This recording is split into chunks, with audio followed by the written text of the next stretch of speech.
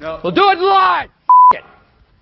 Do it live. I'll write it and we'll do it live. Thing sucks.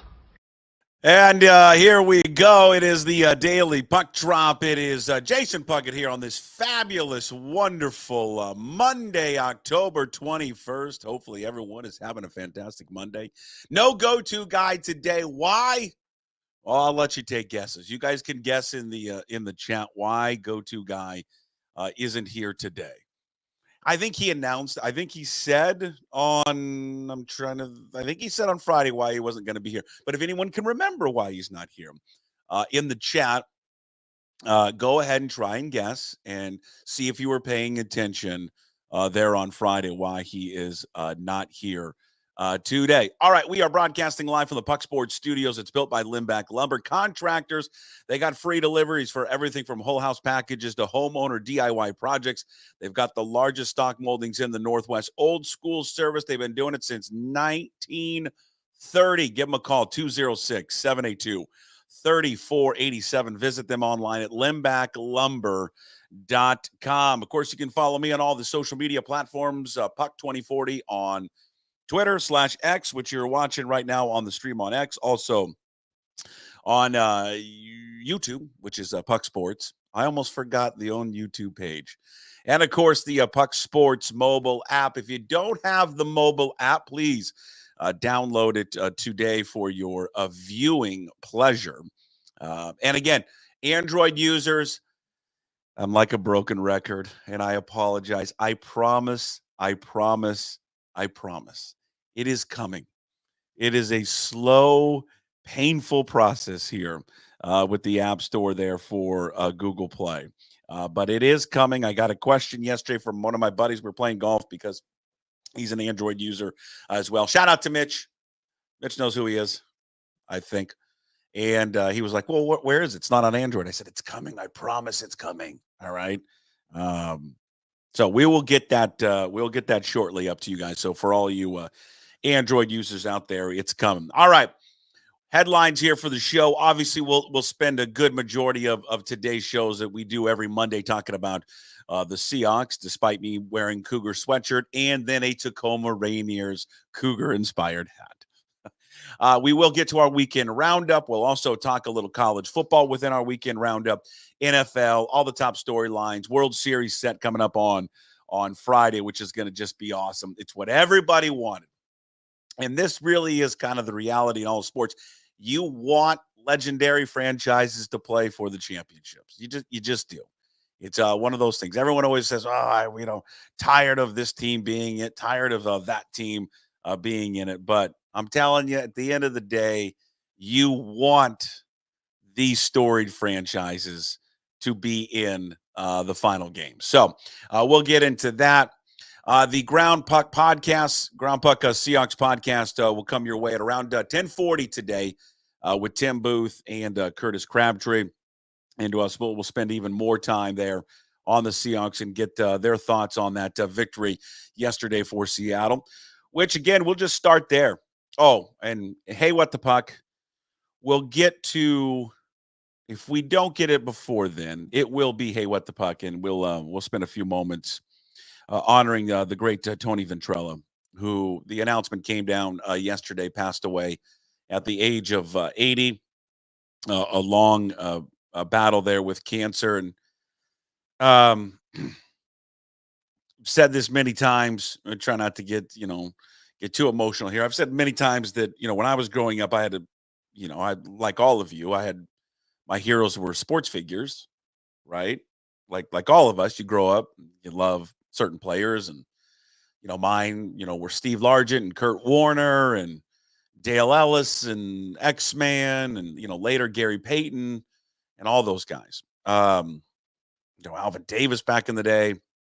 But also I think what even trumped those guys were the heroes of mine were the people that told me about the sports, and there's no doubt this is why I'm in this business now. This is why I got into it, because I saw guys like Tony Ventrella and Bruce King and Wayne Cody, in my TV in my home every night, talking to me about, all the great sports highlights of the day. This is before, Sports Center and you had it all the time and 24/7. And these guys, I would sit back and I would flip between each one of their shows. Because back then, those segments were not 2 minutes like they are now. These guys got, 5, 7 minutes to do sports. And it was awesome. And they were great. And they were funny. They were witty. And I would sit back as a kid going, God, these guys get paid for this. They get paid to sit there and talk about sports and then interview athletes. Well, that's about the most fun job you could possibly have. And I had that as a kid early. I mean, I don't know, 8, 9 years old. I was like, I want to do that right away. And those three were without a doubt the biggest influences for me personally. And just to hear the news yesterday there of Tony passing, and he just was an incredible broadcaster, number one. Number two, just an incredible entertainer. And the things that he did back then, he made sports fun. They all did. They all made sports fun. And that's at the end of the day, right, is what it's all about. It's not serious. This isn't like we're not curing anything. We're all sports fans. We all get to sit back and react. We have different opinions. And, we react differently, to games and all that. But at the end of the day, it's supposed to be fun, win or lose. And, the segments that he did, the good sport mug that Bruce King did, all the crazy antics that Wayne did. And then for Tony, I think still to this day, I think it's one of the greatest, sports television bits that he's ever done. And he did 2 of them. I think Eric Johnson, when he did Eric's Little Heroes, that was phenomenal. And, when we talked to Eric a couple of months ago, we told him that. But Tony sitting, and it was the first time that I realized, not when I was young, but like later on, the best way to diffuse any interview subject is get them off of like the sport, whatever it is, like news, politics, but the sports element of it. Because one thing that athletes hate doing, and then it probably then and even now, is to sit down with an interview and just talk. Oh, how's training camp going so far? What are you guys looking at? What'd you do this offseason? What's this new? They don't like, trust me, they hate it. They don't like it. That's why I think all those interviews to me are so boring. And then when we would do interviews, at least what I tried to do, with athletes, is to get them talking about anything other than football. And try to get him to laugh, try to get him to relax. Now, sometimes it works and sometimes it doesn't. Ty France, Joey Blunt, guys like that. But what Tony did, what I learned from watching Tony do these interviews, and I'm really just blowing all of, hey, what the puck, because this was supposed to be at the end, but whatever, is when he would do, if you're old enough to remember, he would interview these players while giving a fake haircut. And the beauty of it is, and I wish, and I hope, like if Egan's watching or Sylvie, we'll text these guys. I hope they can find some old archive videos of these interviews when he was doing the haircut interview, because he was a barber, by the way, way back in the day.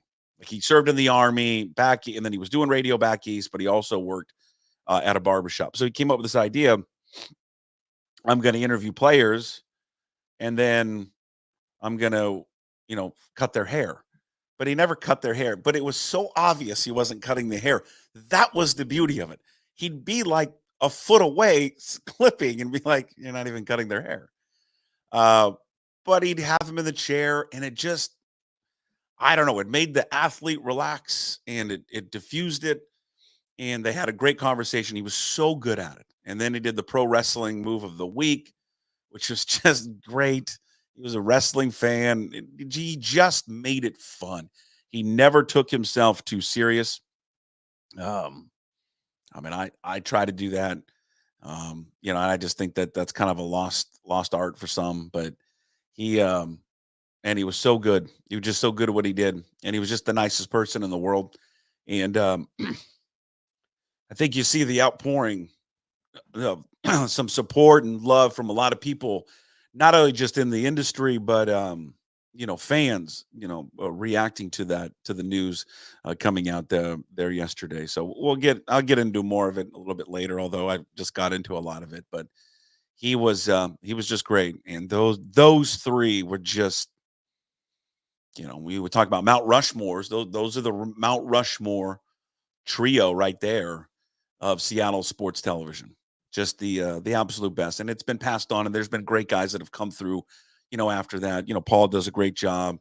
All the guys. Now today's and Nico at Coma 4 and Aaron at 13 and Egan at 5. And I would say, no disrespect to anyone else, but and I'm not just saying this because Chris is on with us, but Chris has taken more, I think, than anyone since those three has taken the, I don't know, performance art of doing this, and has kind of carried on those three like persona of how to do it, and to not take yourself too serious and just to have fun with it. And he's done an amazing job. And I'm sure, I watched him last night, when he was talking about Tony, and just a great influence on his career. And so thoughts to all the television families, because I think he worked at every single one of them, right? Because he started at Coma, went to King, did Cairo. I think he had a cup of coffee at 13. So he worked everywhere. Remembered mostly for working at King 5. Later worked for the Sounders, did the Seahawks as well. So to everybody, to Tony's family, just a great loss for the Seattle sports community. All right, so we'll get into more of that a little bit later with Hey What the Puck, college football weekend roundup, all of that coming up. But let's talk about the Seahawks win there over Atlanta. And I think you just sum it up with this. And a reminder, go-to guy not here today. I know people have there were some guesses coming in. Yes, Tom. Hold on, Tom. Where are you? Yeah, Tom, you're right. He's in Seattle there for dental surgery. That's why the go-to guy isn't here today. He'll be back on Wednesday. So all the go-to guy fans, he'll be back there on Wednesday. And again, Ground Puck, Seahawks Podcast, coming up in about 20 minutes or so. We'll talk to Tim Booth and Curtis Crabtree. Curtis of Fox 13, of course, Tim now of the Seattle Times. Well, the Seahawks, youth, right? That's the story of yesterday's game, is the youth movement. First of all, raise your hand if you ever heard of Josh Jobe. I didn't. I'd never heard of Josh Jobe. I don't think anybody had ever heard of this guy. And when I saw that he was playing, I'm like, the hell is this guy? Where's Josh Jobe from?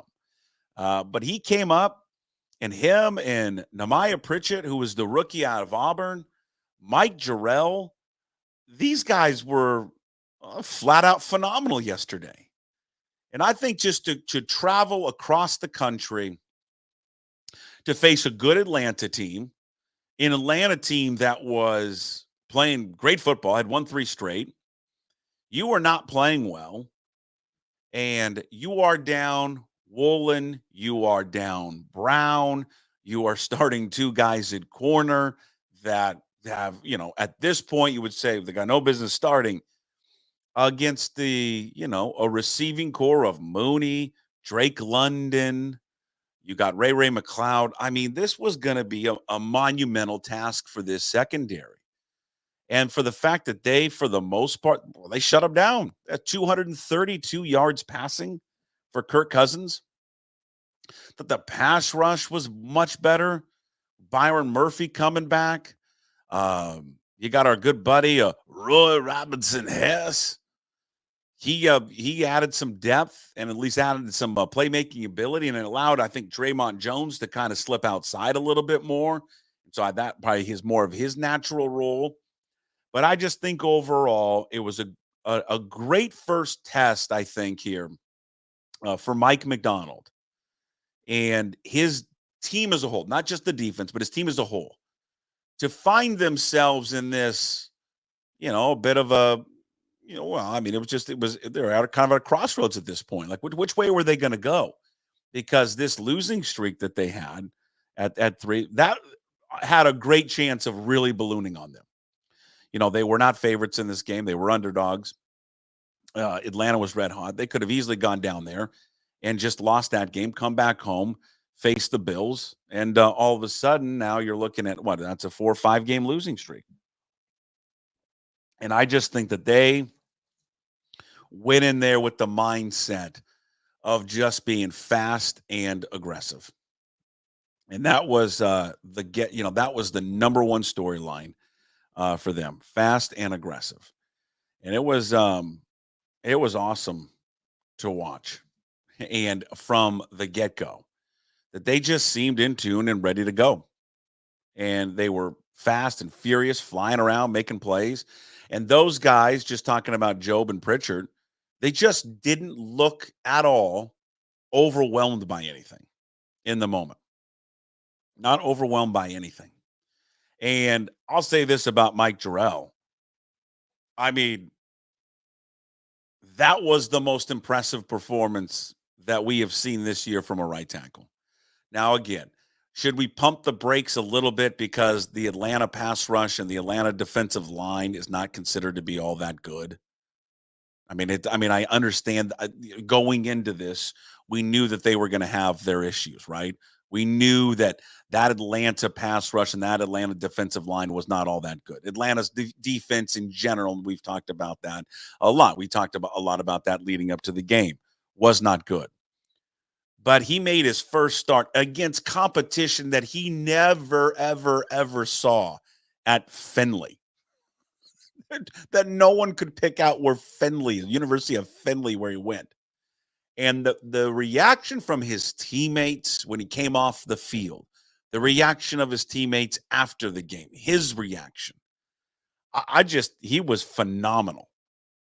I mean, absolutely phenomenal. And I'm sure if we go back and break down every single play from the game, you'd say, well, pump the brakes a little bit because there were some plays that he didn't make and he whiffed on some certain protections and he didn't do this and he didn't do that. This guy's a rookie who has never seen competition like this before. And why I say it was an excellent performance is because he passed it. And he passed it in flying colors. I mean, think about how many times, the Ken Walker touchdown, which I think Christian Haynes was in there as well. So kudos to Christian Haynes. How many times did they run to his side? And I watched him. I just put my eyes on him the entire game and really didn't watch anything else other than just watch him. And there might have been, I don't know, a couple of times where, he truly, truly got beat or didn't make the right play. And, I don't know why maybe Atlanta wasn't more aggressive in going after him and trying to, confuse the young man, but they certainly didn't. But I just thought for a guy making his NFL debut, he was terrific. Absolutely terrific. I mean, you're down to your fourth right tackle, right? With Lucas out, Fant, Forsythe, and then you throw Jerrell in there. He was great. He was great. The offensive line as a whole was awesome in that game. You just see the absolute playmaking abilities there from Ken Walker. It was a master class, I thought, of calling plays, probably from Ryan Grubb. The balances which they probably want is they achieved in that game. 28 passes, 26 runs. I mean, that's what they want. I don't want to be an offense that's going to sit there and throw it 50 times a game, which they did a few weeks ago. They don't want to be like that. So it was just one of those performances they went into that, that could have backfired on them despite Atlanta not being great, defensively. I thought they were just phenomenal from the get-go. And it was just fun to watch Geno sit there and execute that game plan perfectly there from Ryan Grubb. And I also thought that, how about that pass from DK Metcalf, or excuse me, to DK Metcalf there from Geno Smith at the end of the half. Just ridiculous. What a ridiculous throw there from Geno Smith, who was phenomenal in the game. And Ryan Grubb in the defense, or Ryan Grubb in the offense, was just great. And especially after, I think, a couple of performances where they were not great. Kobe Bryant led the team in tackles, had 11 interception. He was good in his role, playing, in which the secondary, again, had to make a bunch of different moves, because of what they had in terms of injuries and guys that weren't able to play. Um, I just think you guys were thrust into new roles yesterday and made impacts. And you come away with it thinking, if they can just stack these wins more and more here in the future. You got Buffalo that's coming up. After that, who they got? Buffalo, and then they got who am I blank? Oh, the Rams, and then they get a bye, and then you got San Francisco. I think after the bye. I mean, you can really stack some wins here, and maybe I don't know, get up 2 games here, maybe 3 games here on the Niners, depending on what they do with their schedule. I think whatever the Niners end up with. Just trying to think off the top of my head, they've got Dallas, and then I believe they're at Tampa Bay. I think it's Dallas bye and then at Tampa Bay.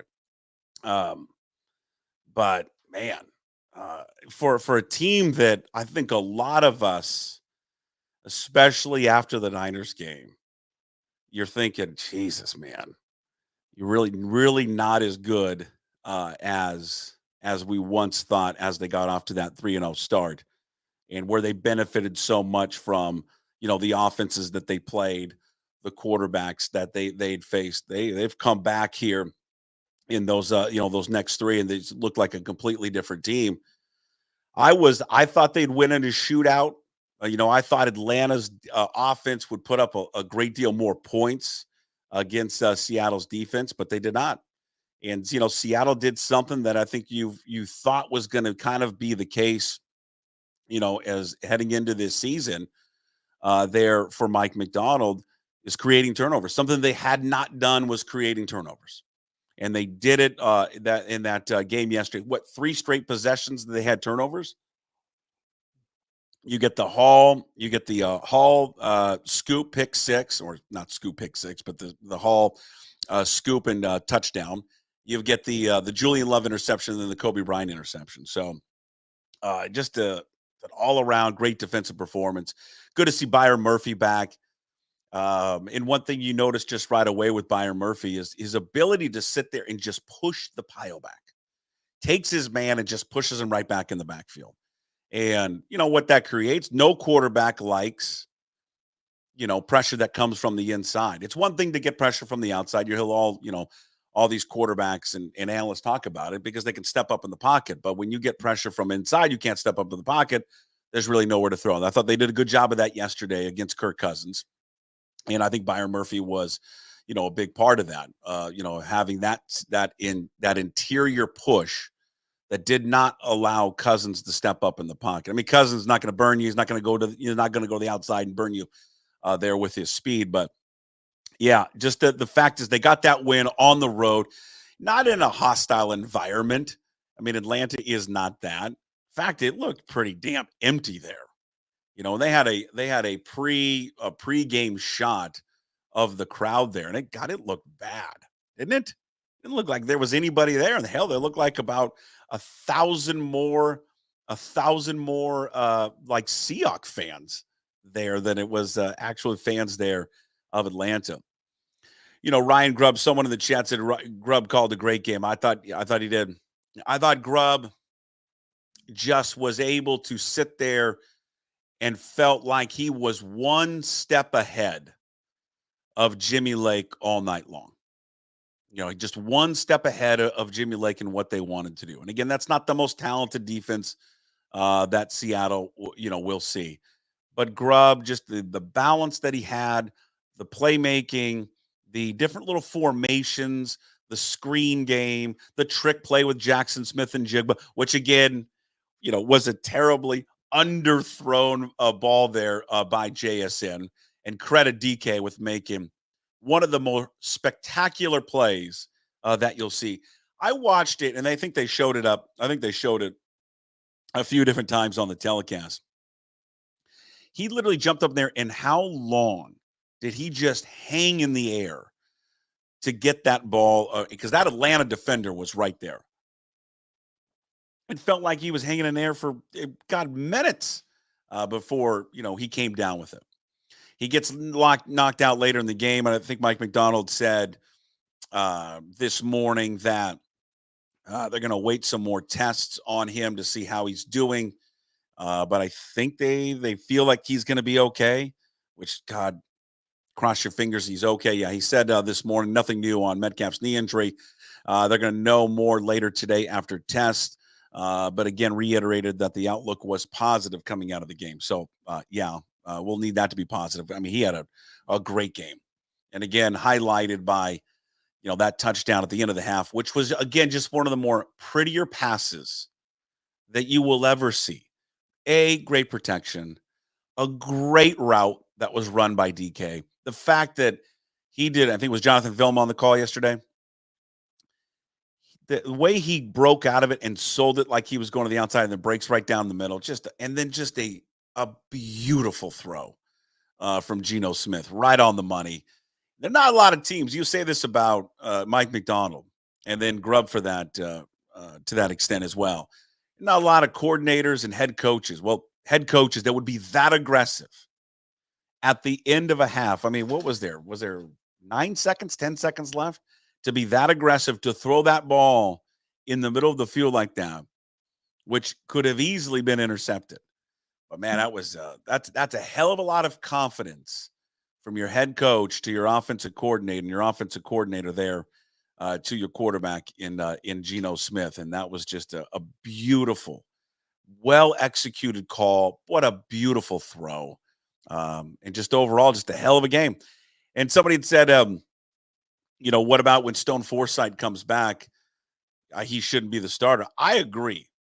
I mean, I think what I've seen, at least in one small sample size, Mike Jerrell deserves to be the starting right tackle next week against Buffalo. Right? I don't know how you would argue against that. There's no way I'm not throwing Stone Forsythe back into the game. Not after what I saw there from Jerrell. Now, again, when they face Buffalo and they've got film on him and they throw some different defensive packages at him and try to confuse him a little bit more. I mean, he's not going to be perfect. The more he plays, he'll get exposed. He's a rookie. They all get exposed. But I'm telling you, that was a hell of a great first step there for Mike Jerrell. And a good job of him, seizing the moment. Most players don't want to play because of injury, but he just did not look overwhelmed at all. At all.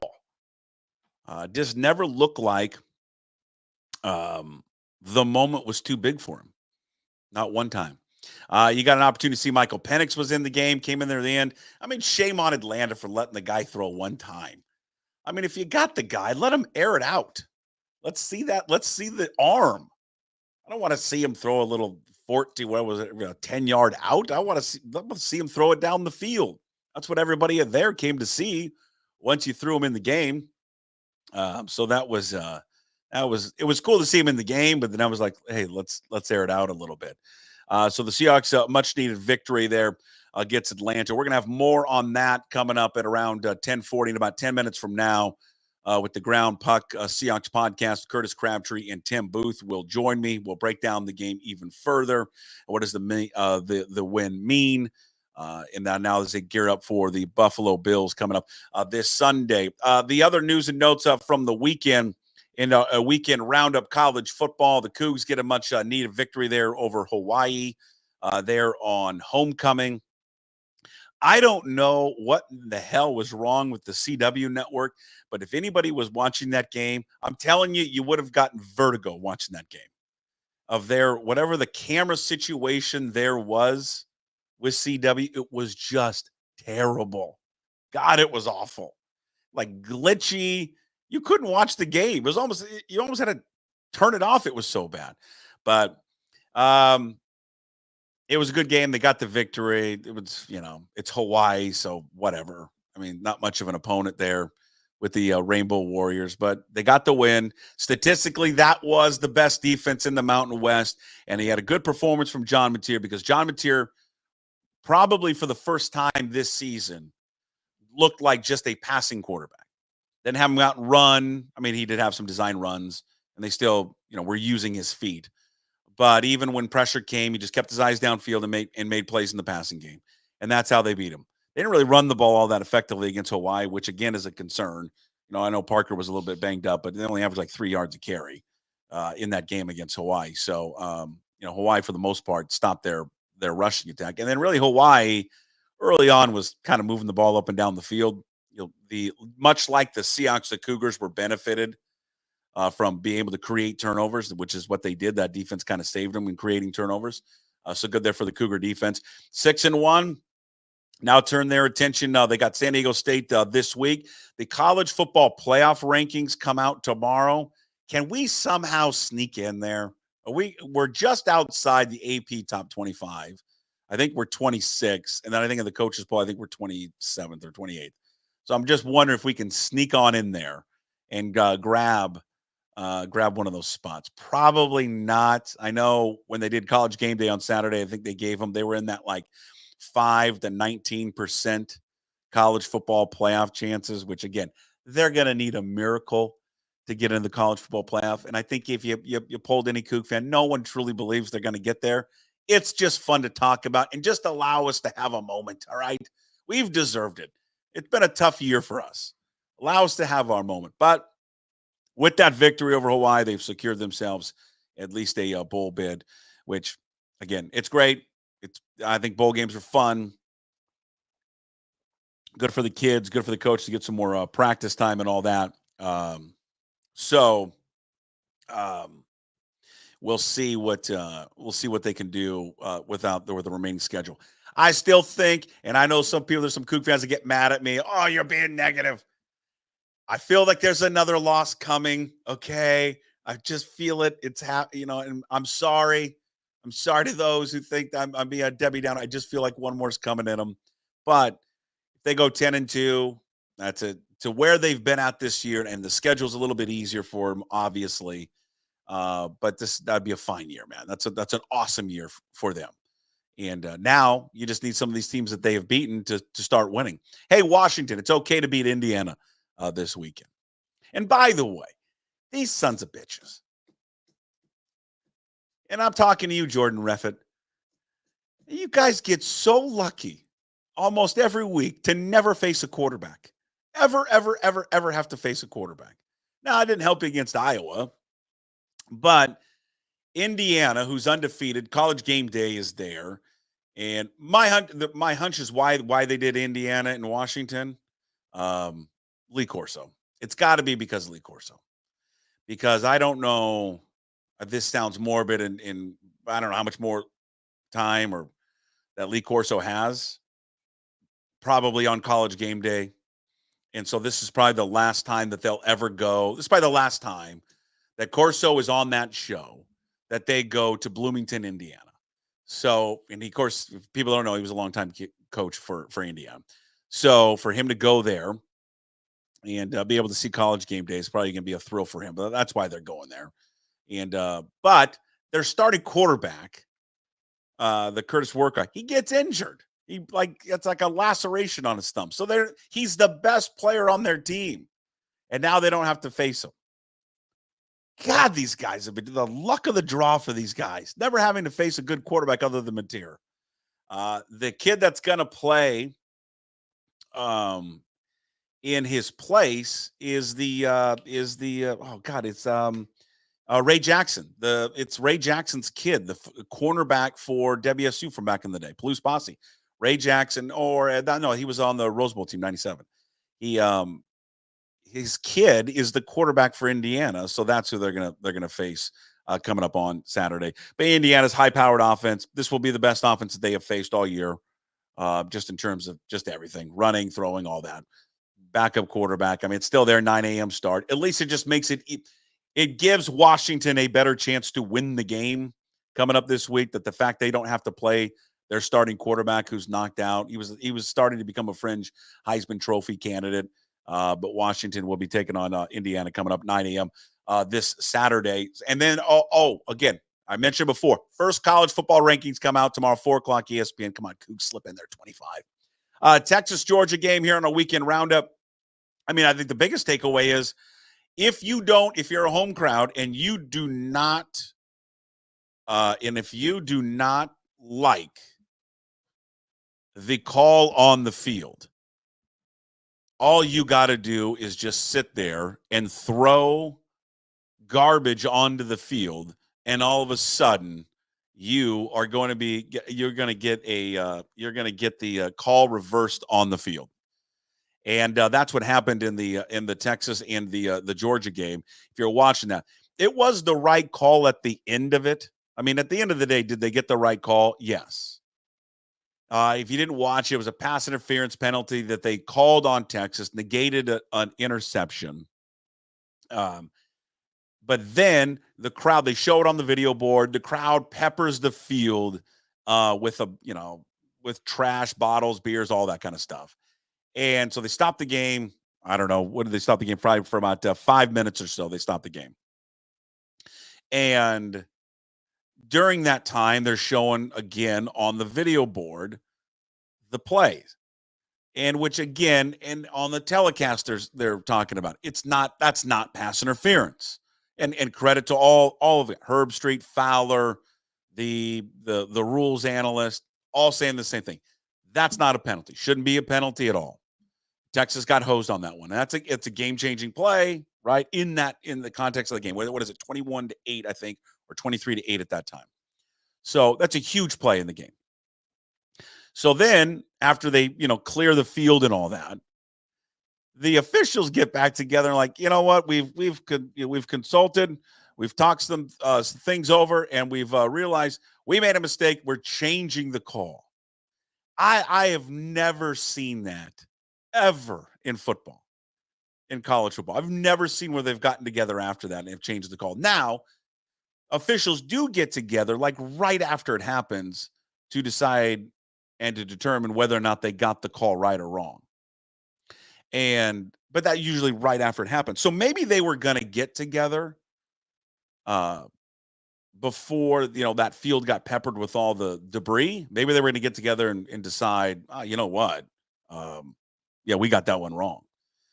But the fact is that they allowed that much time in between the call, the debris, and then they come back and change it.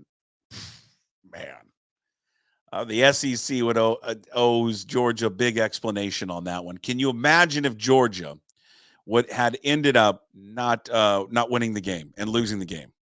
The reaction from their fan base, their school, having lost to Texas in that fashion. I mean, God almighty. There were uproar. There would have been a rule. They would have been like the 12 men on the field with Dan Lane, but some type of rule change for that. But that was unbelievable. I've never seen that. I don't know for sure if I'll ever see it again.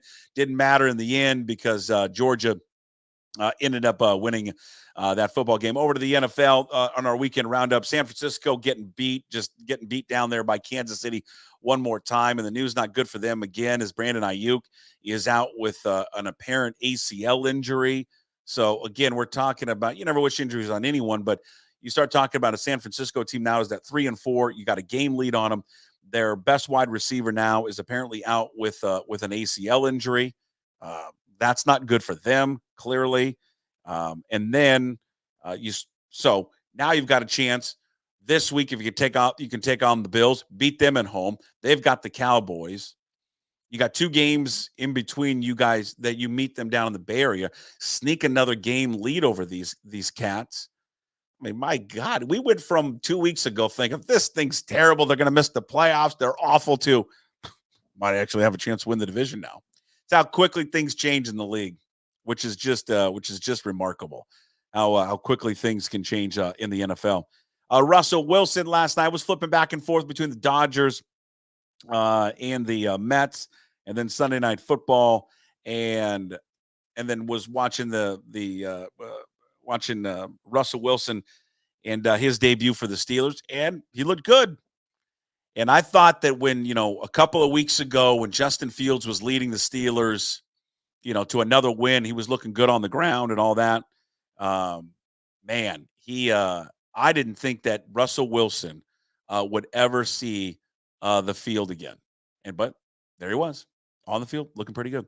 All right, let's get to the Ground Puck Seahawks podcast. We welcome in Curtis Crabtree from Fox 13, Tim Booth of the Seattle Times. You know what? Tired. I'm done talking to myself. I bring these two good-looking kids there to the program. It's all brought to you by Georgetown Brewery, Ground Puck Seahawks podcast. We do it every single Monday. Brought to you by Georgetown Brewery, locally owned and operated by two diehard Huskies, Manny and Roger. They've been pouring the best local craft beer for the past 23 years. Tap room is open 10 a.m. to 8 p.m. 7 days a week. Visit them at georgetownbeer.com. Boys, how are we? Good, Puck. How's it going? It's going good, Curtis. Tim, you look great. You look tired. Tim, every time I pick up my newspaper, every article is now written by Tim Booth. Well, see, what happened was I still haven't learned about how to manage my workload, and so it's like I've just kind of like continued to ride the bike of how things were like when I was with the AP. But I think the Times is happy with that. I haven't heard complaints yet of how much I've been in your newspaper every morning, so we'll see how that continues. No, you've been great. You've been great, Curtis. Let me start with you. Your takeaways. I read those on Fox13.com. Your takeaways from the Seahawks victory there over yesterday against Atlanta. To me, it felt like a huge youth movement. Yeah, particularly with the defensive touchdown that they scored, the way that they did with Boye Mafe, Derek Hall, and Devin Witherspoon all combining to get him into the end zone after that sack fumble of Kirk Cousins. And DK is not even old. Ken Walker's certainly not. And so like the guys who showed up and really made something on offense too, like this is why we talked about last week that their ceiling is pretty high still, even when they were going through a 3-game losing streak, because they have some really good players on their roster and some high-end ability. It's just the fact that the way that they were playing at the line of scrimmage over the last 3 weeks had done gone such a long way towards nuking everything that they were trying to do. And yesterday they ran up against a team in Atlanta that was not capable of making them hurt like the teams they'd played the prior weeks were in quite the same way. And then when you get a few turnovers in the fourth quarter to help put the game away and make it look a little more lopsided than it probably was, that certainly helps too. Tim, what was your takeaway from the victory yesterday? Atlanta was the perfect get-right team for them to play for exactly the reason Curtis just pointed out. They were not the juggernauts on the offensive and defensive line that Seattle has faced in the previous few weeks. And it felt like it was the perfect opportunity for that defensive line that was finally kind of healthy again to start to get, start to put itself, kind of back together and get guys back out there after missing a chunk of time in certain cases. Byron Murphy was obviously impactful being back out in that lineup today or yesterday. So from that standpoint, it felt like a get right opportunity for the defensive line. And then the offensive line, Atlanta was one of the lowest teams in the league in pass rush, percentage or pass rush, success rate coming into yesterday. And it showed up. Like Geno was under duress at times, but it didn't feel like he was being overwhelmed like we saw in previous weeks with the Giants and with the 49ers. In particular in those games. So it was an opportunity for that offensive line to not get overrun, to be able to give him enough time to do things in the pass game, create opportunities for Ken Walker in the run game, and maybe in the bigger picture kind of gain some confidence and gain maybe a little bit of momentum going forward that, hey, they can have a game where they're not the reason that they lost and be able to build off of that going into the next couple of weeks. Curtis, I thought Jerrell just played his ass off. Yeah, I think he held up fine, given it D2 player. Shout out to Central for both me and Tim there. Did Central ever play Fenley at any time? Yeah, surprisingly they did. Go ahead, Tim. I can give you a full dissertation on this. The 1995 NAI National Championship game played at the Tacoma Dome, ended in a 21-21 tie. A national championship game ended in a tie. It was the last college football game that ended in a tie. because the following year, the overtime rules went into effect for every level of college football. John Kitna was the quarterback. It was the game that Dennis Erickson came down because his nephew was playing for Central. He came down, he saw Kitna play, and that kind of led to him eventually signing as an undrafted free agent with the Seahawks the following year. And then obviously he ended up going to Europe before he came back and really got an opportunity in the NFL. But yes, Finley and Central tied for a national championship in 1995 in the December 14th or something like that, 1995 in the Tacoma Dome. I was there. Okay, now Curtis, hold on. Now Tim, I'm going to be your editor over there. Who's the Paul Barrett's your editor at the Seattle Times, right? Correct. Yes. Okay. Hey, Paul, we need I want a further story on this one. I need like in the paper. We need like a couple of 1,000 words for this. Okay. That's what I need. We're coming up on the 30-year anniversary of it, which makes me feel really old. But I would be happy to tell the story. Everybody that played in it. Yeah, we need Kitna. Who was the head coach of Central? Oh God, who was? It was just everybody involved in the game. Jeff Zenisek was the head coach, who I think is still coaching high schools somewhere in the state, actually. Okay, we need all those people involved. I need to hear more about this game and the fact that it was the last college football game to end in a tie. God, Greg Olson might have been the offensive coordinator at Central at that time. No, yeah, the Greg Olson that was here in the Raiders. Yes. God, that's great. That's phenomenal. I don't even know where we left off. Mike Jerrell.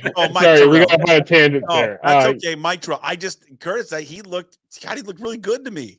He looked perfectly fine. Yeah, they've had dumpster fire at that position, along the offensive line, several times in the past, and particularly Stone the week before, I think while he was dealing with the hand injury against the 49ers, that was a particularly rough outing for him. Trying to deal with Nick Bosa all game.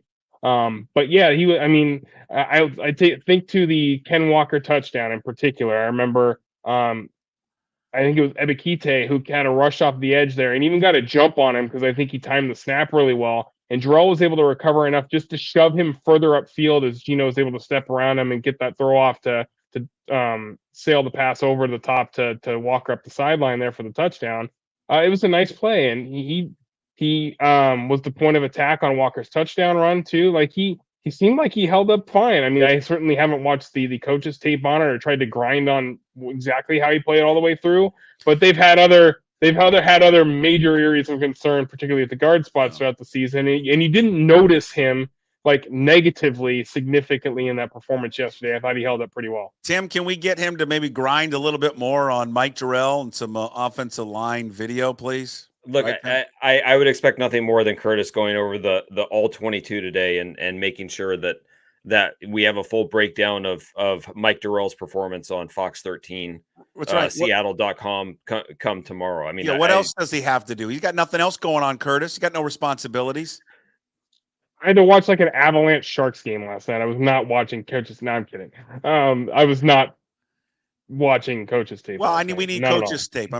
Obviously you think it's Christmas with the Christmas tree, so maybe you knocked out some early Christmas shopping. That's been up there for like 4 years. I just like it. I'm not taking it down.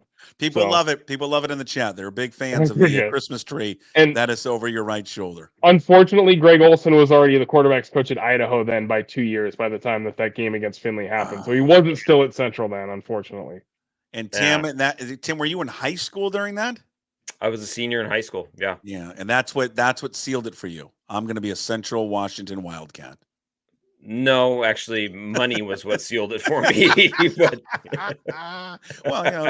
both things can be true at the same time. Yeah, exactly. Yeah. I just, Tim, Curtis is not as giddy as I am. The thing here's where I was impressed with Jerrell. I get that Atlanta's defense, and you said it earlier, this was the perfect team for them to get right against because of their lack of pressures, their lack of their ability to get after the quarterback. I think what impressed me about him is just with all of that, he just didn't look overwhelmed. Yeah. And it wasn't, and Haynes played well at times as well, but I saw a guy who looked steady. and who didn't make a lot of mistakes and who wasn't getting beat badly. There was a few plays, right, Tim, that he got beat, but he didn't get beat badly on those plays in which he did get beat. Yeah, and I thought the game plan that they came up with was really smart. I don't know what the numbers will end up being, but it felt like they used tight ends a lot more yesterday. Yeah. It felt like they had, AJ Barner and Pharaoh Brown in there and lined up on his side. And if nothing else, it's just another, a chip here or, a double team here or whatever, whatever the structure of the blocking scheme was. They did a really good job of helping him out and not putting him in a position where he's going to look, as you said, overwhelmed or uncomfortable or awkward or anything like that. He looked very steady.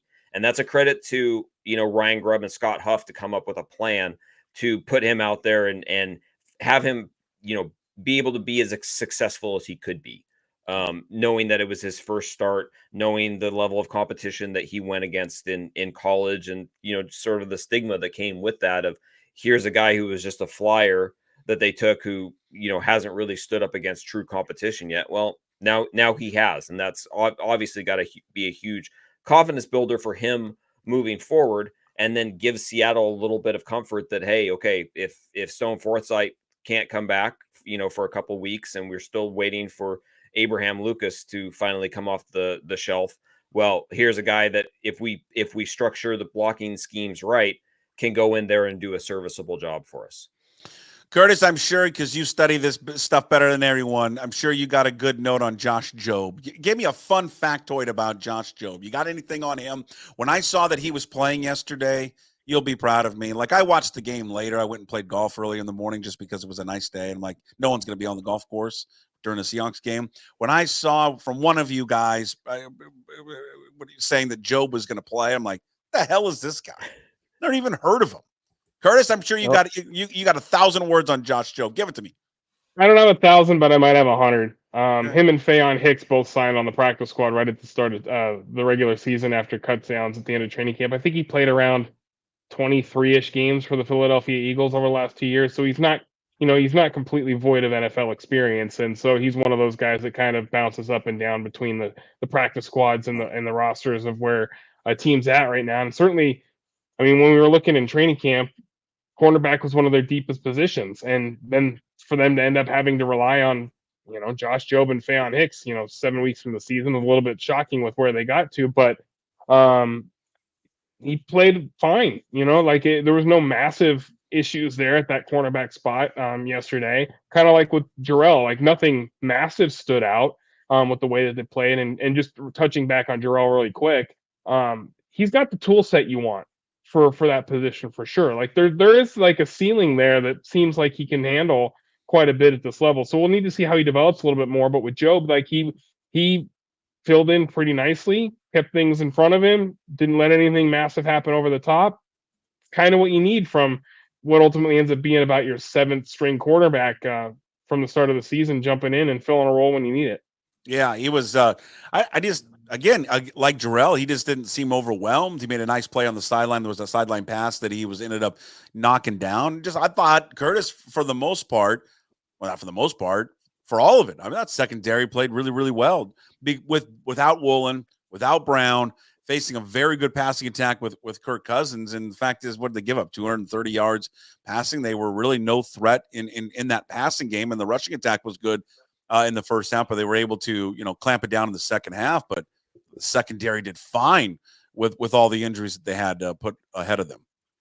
Yeah, both Jobe and Nehemiah Pritchett seemed like he held up all right on the other side too. The draft pick did a decent job in that role as well. Kobe Bryant, the safety spot, a newish role for him. He's been there for a while now, going back to last season and everything. But like even still, that's not his traditional position going back to college. And so they were pretty beat up, in some areas, particularly the secondary going into that game. And Kirk Cousins, whatever he is right now, coming off the injury he had a year ago, and the pieces that they have offensively weren't able to make them pay the way that they, the team that has some really high-end passing game might have been able to. They were able to take advantage of that and do enough to win a football game that they desperately needed to have yesterday. Hey, Tim, when you saw them line up in their formation at the end of the half, and you're like, oh, they're going to go for it here. I mean, they're going to run one more play.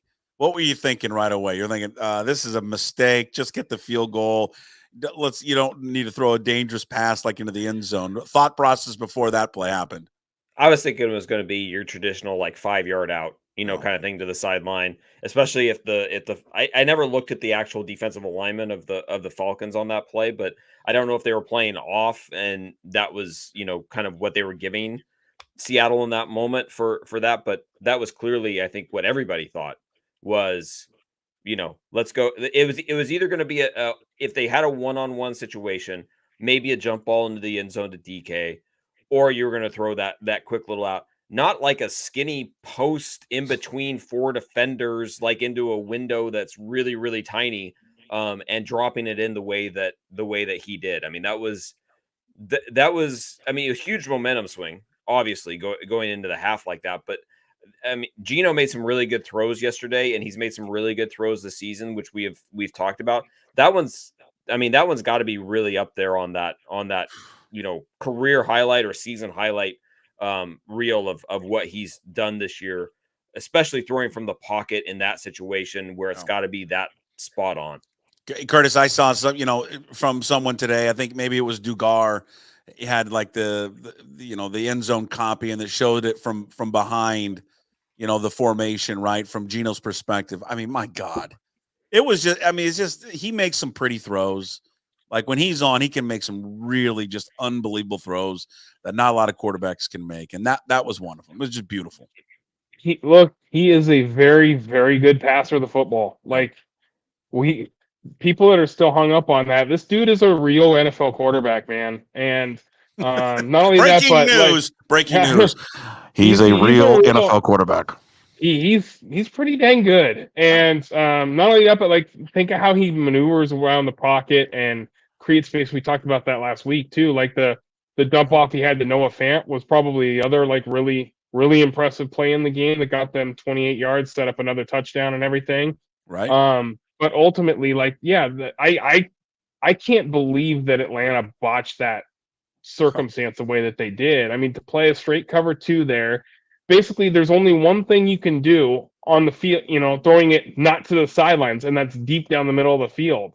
That's because the only thing you can do is go end zone or sideline, because they had no timeouts left with 10 seconds left.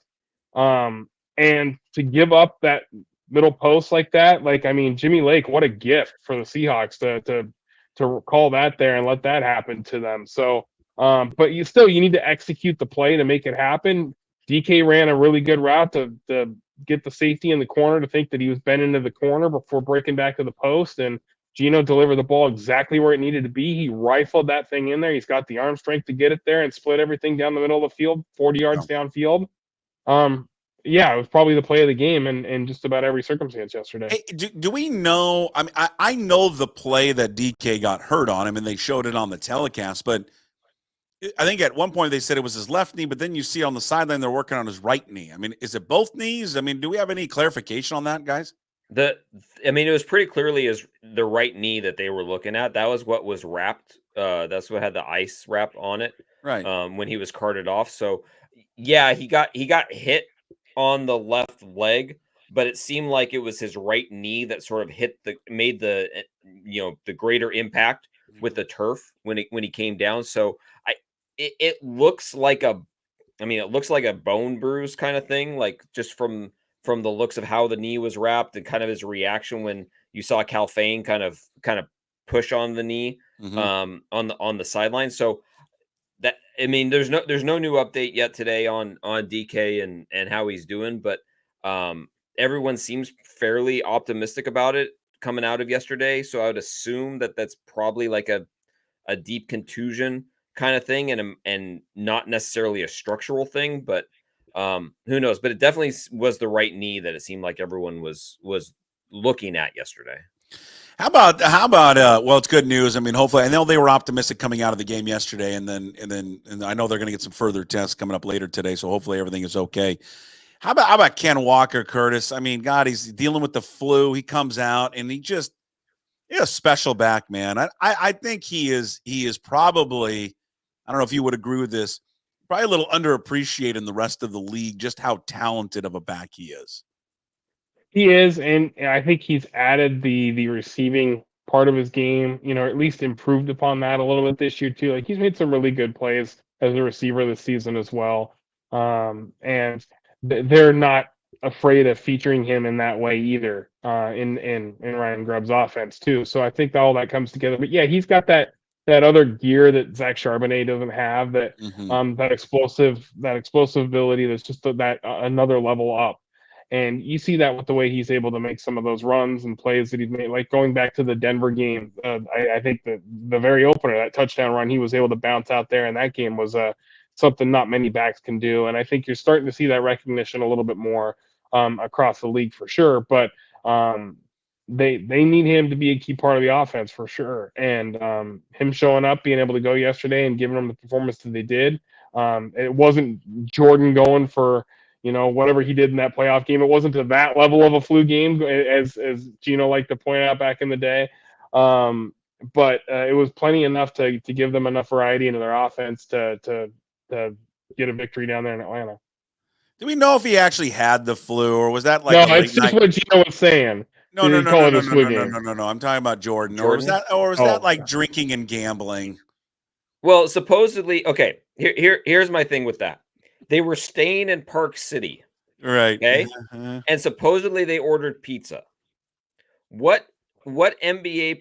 I realize nutrition and all that has changed a lot over the last 20 whatever years. What NBA player is ordering pizza from? I think it was Pizza Hut or something like that, or whatever, in Park City, Utah, the night before game. That was Game 6, right? Game 6. No, it was Game 5. It was 5. He didn't have the flu when he hit the game winner, right? I think it was 5. Okay, so Game 5 of the 98, 97 finals, whatever. Yeah. Like who's ordering pizza? Like I mean, yeah, in theory it could be, but I mean it's hard to mess up pizza to the point of food poisoning. Like I'm just saying, he was drinking and gambling. That's what he was doing. Everybody knows. Come on. But where in Utah could you do that? I don't know. There's probably some secret like speakeasy place there in Park City. I bet. No. You know what it is? They went to Jackpot. They drove along I-80 across Utah, across the Salt Flats to Jackpot. Okay, where's Jackpot, Nevada. Jackpot, Nevada. It's right on the border of, or not Jackpot, Winnemucca. It's right on the border of Utah and Nevada. And you cross over and you can gamble. That's where they went. God, you spoke by someone with experience. I've not actually been there. I just happen to know Rocky Mountain region geography for some reason. Curtis, I mean, this is probably an understatement, but I mean, how much did they obviously need that win? I mean, they're a 3-game losing streak. This thing, I mean, that's always a tough road trip to go across country like that. Atlanta was a good football team, and then obviously with the Bills on the horizon. But just how important was that win yesterday for them? Yeah, I mean, particularly with the Bills coming in, that's a very good football team that you're going to face this next week. And if you weren't able to get that one, things could have really started to spiral on you a little bit. Despite the highest ceiling I continue to say that they have, the floor can be pretty low when their weaknesses are able to be exploited, like you've seen in a couple of the recent losses and such. So they had to get that one, and I thought that they would, just because I didn't see that team losing 4 in a row. And Atlanta's not a bad team either, but they just weren't able to press on Seattle's weak areas in quite the same way as some of the prior losses would kind of hit them. So really solid all around performance from them, I thought. Jason Myers, give him a shout out for the 59-yarder he hit there. Didn't ultimately need it in the end of the day, but it's a very nice kick to make. Just about every area of the football team. Yeah, just about every area of the football team did pretty well yesterday. Yeah, I thought, Tim, for Mike Macdonald, right? I think Mike Macdonald needed that. He needed it to kind of calm things down just a little bit, because I guarantee there's some, like, not that he pays attention to it, right? But there's whispers. Oh, is he? I don't know. Is this too big for him? Is he not ready for this yet? But I just think for him and his, mostly young staff, right? Guys not without a ton of NFL experience. I mean, there are guys there, Leslie Frazier, but not a ton of NFL experience. That I just think for him as a coach, someone new in the league, he needed it. Yes, absolutely. You need that positive reinforcement, along the way. You need that level of success to let yourself and especially your team, your players know that the road you're trying to lead them down, what you're trying to take them to, is a path that can lead to victory or lead to success, overall. So yes, absolutely. It was needed for Macdonald. It was needed for the players. And I think above anything else, yes, there were moments yesterday where they didn't look great. Like the run defense in the first half still was terrible. Like gave up 116 yards, I think it was, in the first half. But they made adjustments. They were better in the second half. And I think overall, you felt coming out of it that this was the best they've played of their game so far. Miami was kind of it had its moments, and the win in New England was nice, but you didn't feel, that's still not a very good New England team that you had to go to overtime to beat. And Denver, you were playing a rookie quarterback. You played a legit team yesterday at home on the road, and you played well in pretty much every phase of the game. So above the confidence that you get for Mike and for snapping the losing streak and getting things back on a positive track, I think you overall come out of it feeling like, okay, we played a really complete game yesterday, and this is kind of what it can look like when we do play a full complete game and the potential that this group has for it. What was it that you saw? Did either of you see any notable differences from how Grubb called the game? I thought he was a little bit more stubborn is the wrong word, but like he stuck with the run game more in the first half, even when it wasn't, leading to anything. I think at one point, I want to say it was like 8 runs and 11 passes or something like that. So it felt like there was a notable focus on making sure it was just a little bit more balanced, and especially not knowing what you were going to be able to get with Walker and how he was feeling yesterday.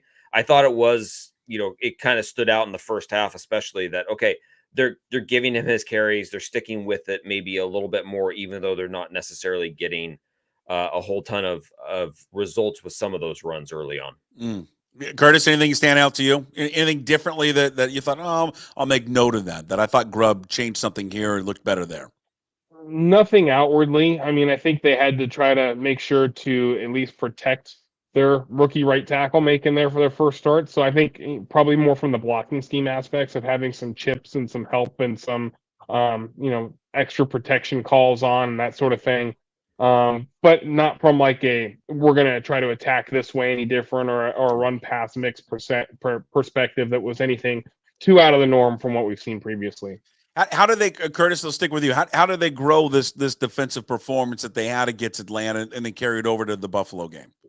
I mean, they're seeing a vastly different quarterback, by the way, obviously. Yeah, that's the one thing there is that Josh Allen can certainly factor into the rushing game himself, which Kirk Cousins you're not going to see out there running about doing sort of things on you in quite that way. So they're going to have to be cognizant of that now, too, going into this matchup with the Bills. That's an area where we saw what Brock Purdy was able to do on the move, not necessarily running the ball per se a week ago, but how his mobility kind of put some strain on their defense in that game against the 49ers.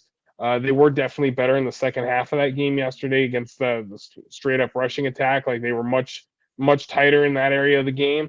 If they're able to at least stack some of that together and keep that going, that will help them. I don't think the Bills running back game is all that foreboding necessarily. Like I do have James Cook on my fantasy team and he does all right, but it's not like you're facing Bijan, who's much higher ceiling, kind of a talent week in, week out, going in the next week. So you just need to be sure that Josh Allen, it's going to factor into the passing attack too. When he drops back to pass, there's going to be scrambles that get out, and so that's going to affect the rushing numbers too. But they need to try to be follow up this performance at least against the typical standard schemed rushing attack that they will face next week. And they have got a real scenario here, Tim, here in the next couple of weeks, right? Because both games are going to be at home. You get the Bills, and then you're going to get the Rams after that, and then they got to bye, and they're going to face San Francisco, and all of a sudden San Francisco, right, Again, they once again can't solve the whole Kansas City, Andy Reid, conundrum for them. They're 3-4. Most likely now have lost Brandon Ayuk for the season with a torn ACL. Christian McCaffrey, all likelihood, at least everything I hear from Garofalo, that it doesn't sound like he plays at all this season. He's been out and injured. Their window is shrinking with all the injuries that they have sustained. We went from last week or 2 weeks ago talking about how, oh my God, the sky is falling. They're not going to make the playoffs to do any damage to. Well, they actually, Tim, might win the division now. If you can figure out a way over these next 2 weeks to get to the bye at 5-4, you've set yourself up pretty well.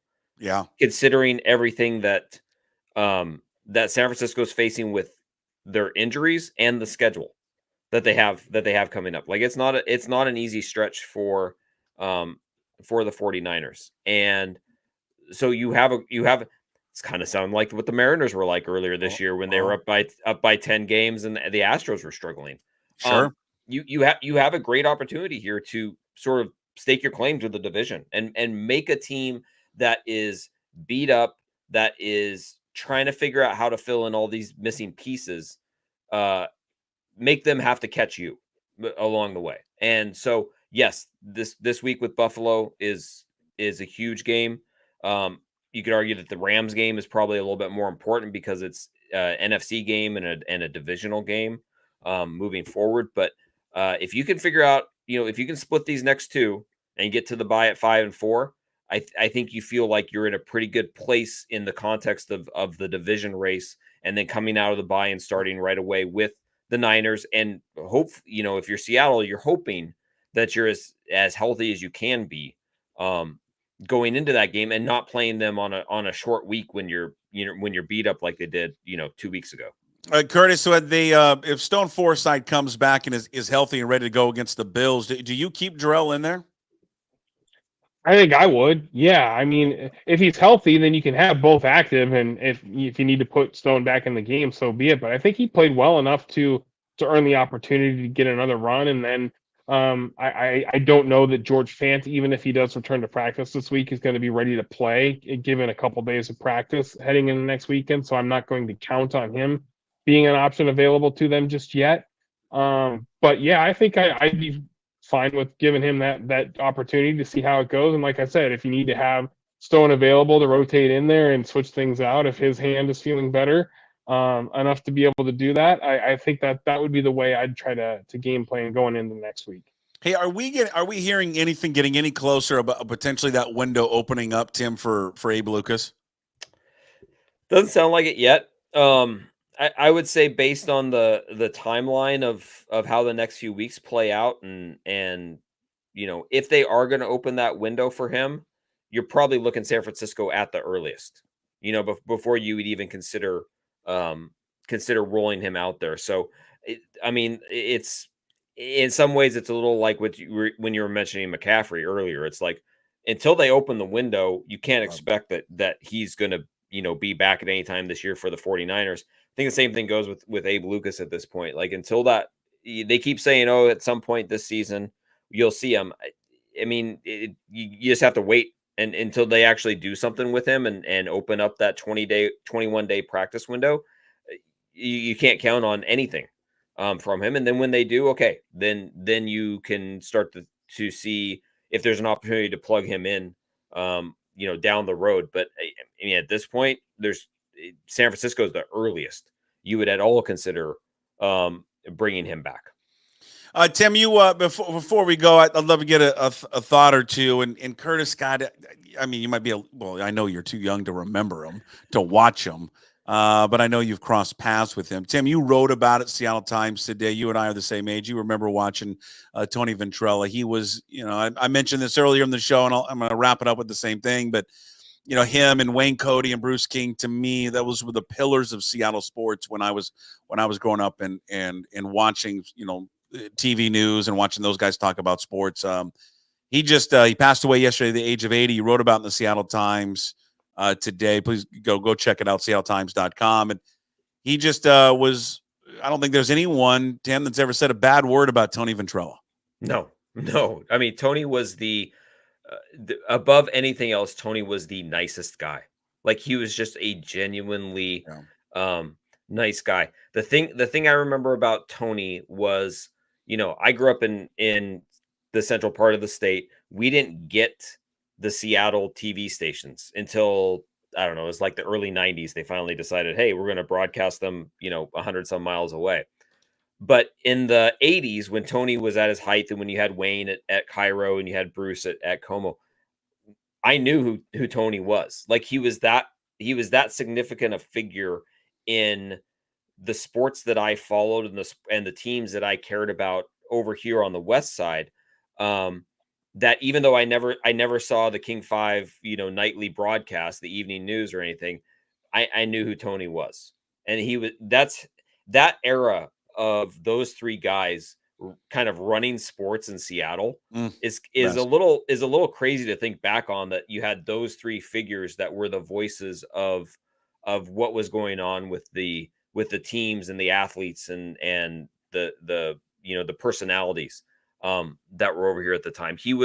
Tony was kind of quirky. He was a little, he wasn't traditional as a journalist or as a broadcaster, but kind of that folksy, friendly demeanor that he had came across in his broadcasts. And then that's who he was with his personality. That's just who he was as a person. So I got to know Tony, obviously, once I started working over here more, and he was just the nicest guy. And he would just like, hey, how you doing today, Tim? And, just, that was always the way it was, just the nicest guy. So it's a very sad, day that he's not with us anymore, but it's also one of those days you look back and appreciate just the person that he was. And it's been, it kind of caught me off guard a little bit yesterday when I saw the news that he had passed, but I thought more about, those times at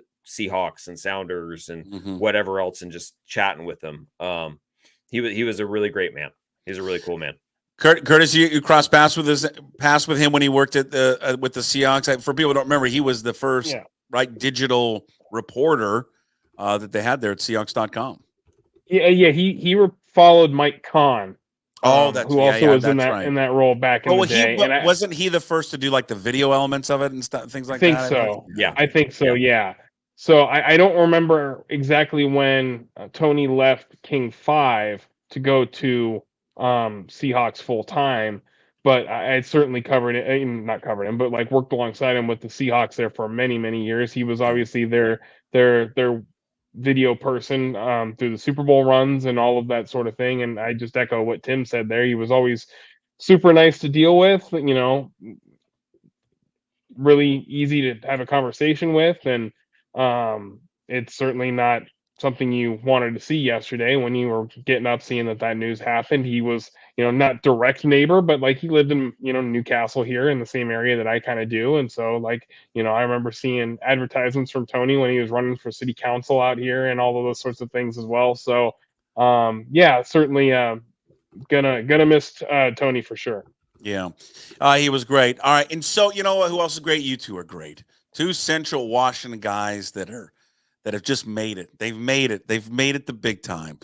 Curtis Crabtree, Fox 13, covers the Seahawks and all the sports teams there at Fox 13.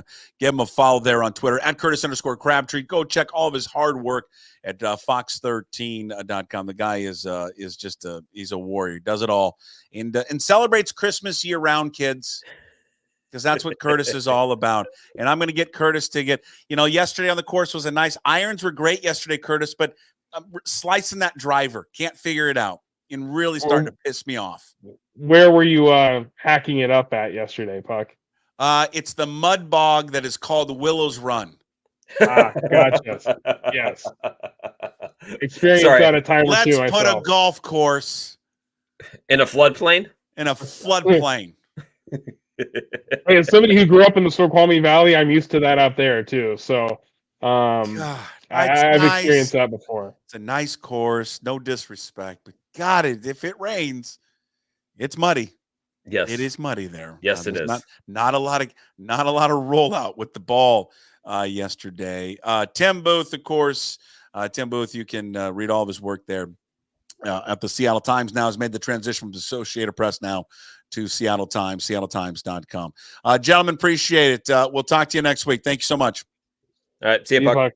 There they are. Every Monday, it is the Ground Puck Seahawks podcast. We talk all things Seahawks football with these guys every single week. In case you missed it, first of all, it's all brought to you by Georgetown Brewery. Big thanks to Georgetown Brewery, locally owned and operated by Manny and Roger. They've been pouring the best local craft beer for the past 23 years. Tap room is open 10 a.m. to 8 p.m. 7 days a week. Visit them at georgetownbeer.com. And I'm going to tell you a little secret. In a few weeks, we've got a special surprise coming from Georgetown. Stay tuned. Stay tuned. Big news coming in a few weeks from Georgetown Brewery that I can't wait to share with all of you. You're gonna love it. It's gonna be magnifique. In case you missed it, came in late. All of these episodes, the Ground Puck Seahawks podcast will be up on YouTube later for your viewing pleasure. Also, check it out on Apple, Spotify, wherever you find your podcast, and of course up at pucksports.com. We'll get to Hey What the Puck here in just a moment to get you all caught. We'll wrap it up. We're going to wrap it up again, I think, with some thoughts there on Tony Ventrella. We mentioned at the start of the show, and I'll just repeat it, going back to the Major League playoffs, baseball playoffs in the World Series, Dodgers-Yankees. For me, maybe it's not for everyone. It's the series I wanted. I like big cities, big markets, historic franchises playing for the biggest prize. And this is what we've got with these guys. I mean, what the Yankees, their 41st appearance in the World Series, which is just remarkable. For the Dodgers and Yankees, the 12th time that they have played in the World Series. Dates back to 1941 was their first appearance. Of course, that's when the Dodgers were still in Brooklyn. The 12th meeting, the Yankees lead the series 8-3. It will start on Friday, and then Game 2 is on Saturday in L.A. The biggest stars, Shohei Ohtani, Aaron Judge, Stanton Soto. It's just what you want. This is going to be great, though. I think the ratings are going to be massive there for Fox, but you want the most eyeballs on something. Everybody loves the underdog story. Everybody loves the Guardians and, the Royals and some of these teams. But to get the masses to tune in, you need the heavyweights to be there, especially in a sport that doesn't capture everyone, right? And that's like baseball. You see this when we get in the NCAA tournament with the Final Four. Everyone loves George Mason, and that's fun, and it's a great run. But at the end of the day, when they tip it off Monday night, you want blue bloods to be facing off in the national championship game. It's just like this college football playoff. Everyone's going to love maybe a Cinderella story, Cougs, getting there. At the end of it, though, you're going to want two blue blood programs playing for the national championship. Just most people will. Not all, but most people. And that's what we get with the World Series. And it should be awesome. It should be awesome to watch as it gets underway there on Friday in L.A. Quickly before with Hey What the Puck. I mentioned this before about a couple of weeks ago before the Rain City showcase, the basketball game, Clippers and Blazers. Iconic Sonics podcast that covers everything with the Sonics, helping them out in the past year or so with their podcast content. I sat down with Richard Lewis at the Edgewater Hotel. We recorded a live show there at the Edgewater inside that fantastic bar with that great view. Go check it out. Hey, take your loved one. All right. You want a date night? You want a date night? You want to wow them? Go take them to the Edgewater Hotel and let's go grab a cocktail. Look outside on that view and just sit back and have a drink and see where the night takes you. Edgewater Hotel. Iconic Sonics podcast with Richard Lewis. It's now available on all podcast platforms. Just got released this morning. I think I had it. I want to play you a clip before we get into Hey What the Puck, because there is a clip from the episode And Ray. hold on. Before I click it, that's my fault. I want to set it up before I play it. First of all, Richard doesn't do a lot of interviews, by the way.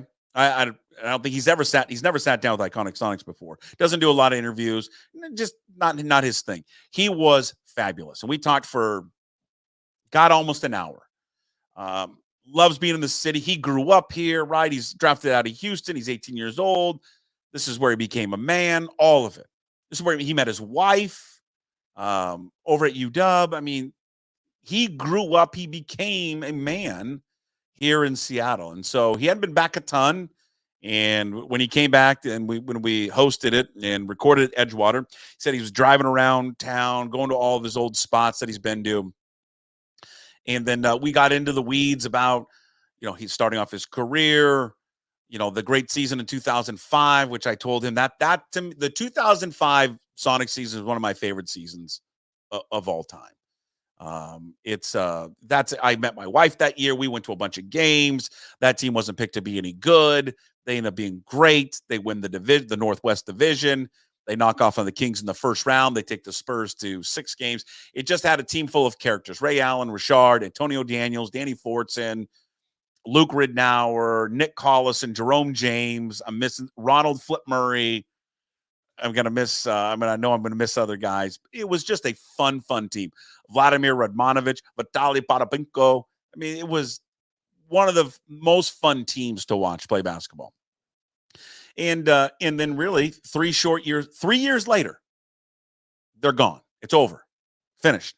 And we talked about that summer that he ends up leaving to go to Orlando. And this is now they've been sold, right? Clay Bennett owns the team now, but they had a good young nucleus still. It was him, it was Ray. They had a bad season, but they have secured the number 2 pick in the draft. They're going to draft Durant, and they don't have to. They could pair Durant with Ray Allen and Rashard Lewis. And when I was talking to Rashard, I just asked him about, had things gone differently, had they not dealt Ray Allen, what would you have done? And we talked about it on the latest version of Iconic Sonics podcast, which is now available on all your podcast platforms. What are they doing? What's going on? Yes, I was actually going to come back because me and Ray felt like, we was trying to gain momentum back, and we built something here. Because they were going to have, they had the pick. You were going to take Durant exactly. no matter what. My whole thing was I'm staying with Ray. I'm going to stay here with him. I love, Luke Ridnour, Nick Collison, that was our core group. And I'm watching the draft. We're trying to see who we're going to draft that year. Of course, every player watches the draft to see who they're going to pick up. Yeah. And he's traded during the draft. And I'm like, oh, my goodness. I'm like, okay, now that I'm guessing in my head they're rebuilding the organization. And I was really coming into my prime. My main focus was playoffs, try to win a championship. And you traded away the best player on the team. So I was like, well, maybe I really need to explore this free agency. And which he did. And so he said in that conversation we had with him a couple of weeks ago, had the organization not traded Ray Allen, that he would have stayed in Seattle. And just, what could have been different to see Kevin Durant, Ray Allen, and Rashard Lewis on the same floor together. But again, never was going to be a reality because the ownership never wanted that. They wanted to strip it all down, make the team terrible, although they had Kevin Durant, and then they could be more marketable in a new city, which was Oklahoma City. But when he said that, you see my reaction, then I was just like, good God, come on. To see those 3 at the same time play, which would have been fantastic. All right, before we go here on the Daily Puck Drop, the DPD, let's get to Hey What the Puck, which is brought to you by Restoration One of North Seattle, your restoration company. Lets you avoid the stress of water, fire, and mold damage with their property restoration services. Locally owned and operated. Make them your first call when damages affect your residential or commercial property. 206-817-8917. Visit them online at restoration1.com. North Seattle franchise. Going to kind of pick up where we started a little bit of the show and touched in on Tony Ventrella and just reiterate. There was just, we all have heroes and people that we look up to as kids. And a lot of us, you're watching this, listening to this, we all have heroes that are sports figures and athletes. And I certainly did as well. And, but as I said before, my heroes when I was a kid were the guys that were telling me about the sports, right? the guys that were in my living room talking to me, showing me the highlights, of the day. Because again, you didn't have Sports Center, you didn't have the 24-hour news cycle, and you were I was dependent on Wayne Cody, Bruce King, and Tony Ventrella to give me my sports, and then I was dependent on the Sports Machine on Sunday night. Why am I blanking on the guy's name? It's going to come to me in a second. Someone in the chat's going to tell me the Sports Machine host. I was dependent on those guys to deliver my sports news, and all three were different, but they all three were unique in the same in terms of that they used George Michael. Thank you, Doug. George Michael Sports Machine. Thank you, Doug. They all were unique because it was entertainment to them. It was sports, but it was entertainment. Bruce was performing. Wayne Cody was a performer. And so was Tony Ventrella. He was a performer as well. And from everything from the haircut episodes where, again, he was a barber, back in the day when he was back east. And he brought that bit to television to interview athletes and did it in such a disarming way where he disarmed the athlete to kind of relax a little bit and interviewed him why he was fake cutting their hair. The wrestling hold of the week. All of that was just to, not only deliver the sports news, but do it in such an entertaining fashion. He had a kind soul. He was nice to everybody that he encountered. He would offer advice. He would make you feel like whenever you walked in a room or whenever you would talk to him that he was engaged in you and you only, and listened and paid attention to what you had to say. Didn't matter if you were someone in the business for a long time or for a short period of time. But for people in my age group, if you're in your late 40s, mid 40s, we were just so blessed to have three of just heavyweights in this TV sports industry. And Tony was just one of the best. He was quirky, as Tim Booth said earlier. Never took himself serious ever, which is just hard for a lot of people in this business not to do. Too many people take themselves way too serious because they just think they're more important than everyone else and that what they do is just so important. It's not at the end of the day. And what I've always tried to do, whether it was on radio or here, is just try to entertain, make people laugh, and try to have fun. Listen, we get critical here. We get down in the dumps about sports, but that's okay. That's being a sports fan. But what we try to do is try to make people laugh and try to have fun as much as we can. Because at the end of the day, sports is supposed to be fun. And Tony did an amazing job of delivering that fun to you every single night. The wrestling hold of the week. Go find it. I don't know if it's on YouTube. One of the best ones ever he did. He had a live interview with George the Animal, the wrestler. And it's unbelievable. In George the Animal, he would eat the turnbuckle, and he's doing this interview. And Tony has told this story. He's doing the interview, and he's in full character the whole time he's doing the interview, as he should be.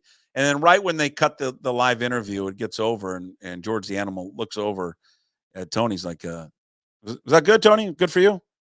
And Ventrella was like, "How do you do it? How do you flip that on and off like that?" But he was just a great entertainer. A great soul and a great fabric of this sports community. We've had a lot of great ones. He was at the top of the list. Was Tony Ventrella for all the families that he worked for: King 5, Como, 13, Cairo. Hearts go, and thoughts go out to all of them, to his family and to his friends there as well. We lost a good one there in Tony Ventrella, but we were blessed to have him in our lives for the many years that we did. All right, that is it for the Daily Puck Drop here on a Monday. Back tomorrow, Tuesday, we'll have John Canzano from johncanzano.com. We'll talk all things college football, recap that crazy game, Georgia, Texas, Oregon. Didn't flinch at all against Purdue, hammered them. Got another test coming up this week against Illinois. Washington, another 9 a.m. start as they will go in and face Indiana College game day there. We'll chat about that one. Their starting quarterback is out. How much does that change things for them? We'll get into the Cougs. We'll be able to preview what happens with the college football playoff rankings that come out tomorrow. Also, Danny Kelly from The Ringer. More NFL news and notes from the week. We'll get into all the Deshaun Watson storyline, the Jets, everything that is going on in the NFL. Also, we'll touch in on the Seahawks with Danny. And then, of course, since it's Tuesday, it's a fantasy football waiver day. So Danny will give us his advice on who to pick up and who not to pick up there for your fantasy football team. And if you're like me, the Token Chiefs, terrible season. Terrible season one more time. Just can't draft. Not good at it. All right, that's it for us today. In case you missed anything, everything will be up on YouTube. You can check it out later on all the podcast platforms, Apple, Spotify, wherever you find your podcast. Always please go check out pucksports.com. Go to download the Puck Sports mobile app from the Apple App Store. It's available there. Take us on the move, on the go. Listen to us in your car, on your phone, running around. If you can't watch it here on YouTube and Twitter. Android users, I promise. I just talked to Jacob, the app guy. It's in the final stages of the review from Google. It feels like it's been in the final stages forever. Waiting for their approval, and we'll get it out to you Android users soon. But for everybody checking in today, appreciate it. We'll talk to you tomorrow on a Tuesday. As always, we promise to be better. Would anybody like to smoke some pot? Yeah. I was born to love you. I was born to lick your face. I was born to rob you. But you were born to rub me first. What do you need my address for? We'd like to send out a mailer. Mother of mercy, I don't speak Japanese!